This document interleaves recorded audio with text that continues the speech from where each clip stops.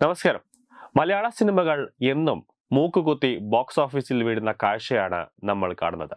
പല സിനിമകളും തിയേറ്ററിൽ എത്തുമ്പോൾ ആ സമയത്ത് തന്നെ, അതായത് തിയേറ്ററിൽ ഫസ്റ്റ് ഇടുമ്പോൾ തന്നെ അതങ്ങ് പൊട്ടിപ്പൊളിഞ്ഞു പോകുന്ന അവസ്ഥയാണ്. അവസാനം നിർമ്മാതാവിൻ്റെ പോക്കറ്റ് തന്നെ കീറുന്ന അവസ്ഥയിലേക്കാണ് കാര്യങ്ങൾ എത്തുന്നത്. സിനിമകൾ മൂക്കുകുത്തി വീഴാനുള്ള കാരണം പല സിനിമകളും സിനിമാ പ്രേമികളെ പിടിച്ചിരുത്താൻ പറ്റുന്ന തിരക്കഥയോ കണ്ടന്റും ഇല്ലാത്തതാണ് പ്രധാന കാരണം. അതുകൊണ്ടാണ് സിനിമകളിൽ മിക്കപ്പോഴും ലിപ് ലോക്ക് രംഗങ്ങൾ അവസാന നിമിഷം ഒരു 5-10 മിനിറ്റ് ചേർക്കുന്നത്. ഇന്നത്തെ കാലത്തും സിനിമയിൽ ചുംബന രംഗങ്ങളും ഇന്റിമേറ്റ് രംഗങ്ങളും ചേർക്കുമ്പോൾ ചലച്ചിത്ര നിർമ്മാതാക്കൾ 2 വട്ടം ആലോചിക്കും. അടുത്ത കാലത്ത് പല ചിത്രങ്ങളും ഇത്തരത്തിൽ വിവാദമായി നിറഞ്ഞിട്ടുണ്ട്. രൺവീർ കപൂറിന്റെ അനിമൽ എന്ന സിനിമയടക്കം അടുത്ത കാലത്ത് ബോളിവുഡിൽ വിവാദമായിട്ടുണ്ട്. ഇത്തരം രംഗങ്ങളിലെ റീടേക്ക് കഥകളും ഗോസിപ്പായി പരക്കാറുണ്ട്.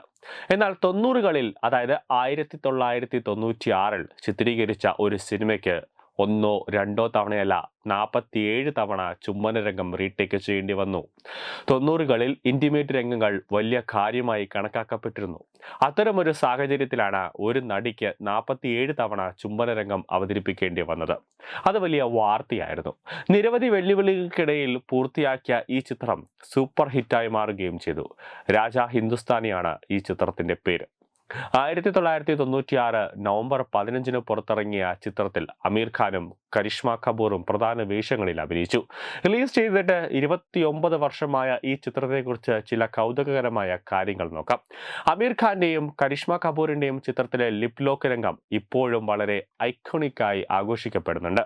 ഊട്ടിയിലെ ഈ രംഗം ചിത്രീകരിക്കുമ്പോൾ കടുത്ത തണുപ്പുള്ള കാലാവസ്ഥയായിരുന്നു. ഷൂട്ടിങ്ങിനിടെ താനും അമീർ ഖാനും തണുപ്പ് കാരണം തുടർച്ചയായി വിറയ്ക്കുകയായിരുന്നുവെന്ന് കരിഷ്മ കപൂർ പിന്നീട് വെളിപ്പെടുത്തുകയുണ്ടായി. അതിനാൽ തന്നെ ഈ ലിപ് ലോക്ക് രംഗം പൂർണ്ണമായും പകർത്താൻ 47 റീടേക്കുകൾ ആവശ്യമായി വന്നു. ഒരു ടാക്സി ഡ്രൈവറുടെയും സമ്പന്നയായ ഒരു പെൺകുട്ടിയുടെയും പ്രണയകഥയാണ് ചിത്രത്തിന്റെ കഥ. ധർമ്മേഷ് ദർശൻ സംവിധാനം ചെയ്ത ചിത്രത്തിൽ നദീം ശ്രാവൺ ഒരുക്കിയ ഗാനങ്ങളെല്ലാം അന്ന് വൻ ഹിറ്റായിരുന്നു.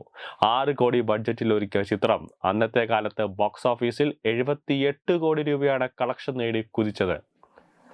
News desk, reload.